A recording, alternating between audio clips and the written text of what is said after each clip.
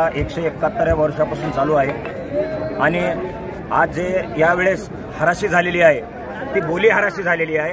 सर्वात प्रथम एसडीएम साहेब, जिल्हाधिकारी साहेब आणि तहसीलदार साहेब यांचं एक चुकलेलं आहे।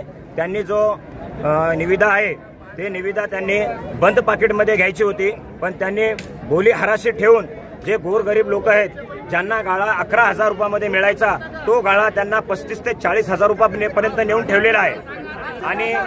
आणि आज जे 3-4 दिवसापासून पाऊस चालू आहे, जे बाहेर जिल्ह्यातून व्यापारी आलेले आहेत व्यापार करण्यासाठी, त्यांनी गाळे घेतलेले आहेत। ते गाळे त्यांनी 50,000, 60,000, 70,000 पर्यंत गाळे घेतलेले आहेत। त्यांना आज 3 ते 4 दिवस झाले अतिवृष्टीमुळे, पावसामुळे त्यांचा धंदा नाही, व्यापार नाही, काही नाही। त्यांचे मुद्दल पैसेही निघले नाहीत। आणि तहसीलदार साहेबांचं म्हणणं आहे की दसरा फक्त 2 तारखेपर्यंत राहील। 2 तारखेच्या नंतर आम्ही सर्व दुकानं जे गाळे दिलेले आहेत ते आम्ही 2 तारखेला रात्री बंद करण्यात येतील। त्यांचे आहेत हिंगोली दसरा समितीमध्ये जे की सर्वात महत्त्वाचं म्हणजे झोके आहेत।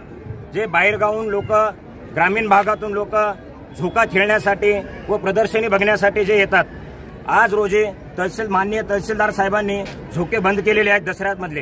दसऱ्यामधले झोके बंद केल्याने सर्व जे गाळेधारक आहेत त्यांच्या पोटावरती उपासमारीची वेळ आलेली आहे। त्यामुळे सर्व दुकानदारांनी आपल्या आत्मसंतोषाने त्यांनी आपले स्वतःहून दुकानं बंद करून त्यांनी उपोषणाला बसले आहेत।